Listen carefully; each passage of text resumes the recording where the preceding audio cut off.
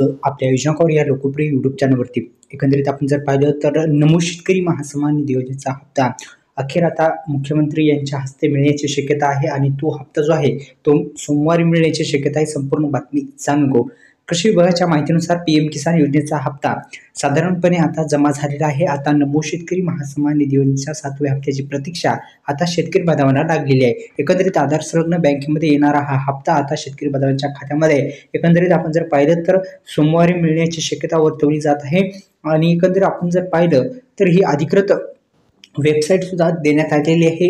सरकारद्वारे अधिकृत वेबसाईटला भेट द्यायची आहे. ट्रेडर्स वगैरे काढायचं असेल तर आपण ट्रेडर्स वगैरे काढू शकता.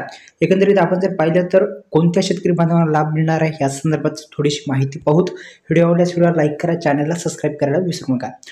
तर 7वा हप्ता हा शेतकरी बांधवांच्या खात्यामध्ये जवळपास 96 लाख शेतकरी बांधव पात्र ठरणार आहेत. यातील 4 लाख शेतकरी असे आहेत की मागील जे हप्ते आहेत ते देखील मिळतील अशी शक्यता वर्तवली जात आहे. ज्या शेतकरी बांधवांना मागीलचे हप्ते मिळाले नव्हते ते सुद्धा मिळण्याची शक्यता या शेतकरी बांधवांना त्यातील आकडा जो आहे तो 4 लाख शेतकरी आहेत असं इथं नमूद करण्यात आलेलं आहे. एकंदरीत आपण जर पाहिलं तर हा आकडा मोठा आहे आणि एकंदरीत आपण जर पाहिलं तर 96 लाख शेतकरी बांधव या हप्त्यासाठी पात्र आहेत. जे शेतकरी बांधव पीएम किसान योजनेचे लाभधारी असतात त्यांना हा हप्ता मिळत असतो. फक्त महाराष्ट्र राज्यातील जे काही शेतकरी आहेत त्यांनाच हा हप्ता भेटत असतो, कारण की महाराष्ट्र शासनाची एक महत्त्वाची अशी योजना आहे नमो शेतकरी महासन्मान निधी योजना.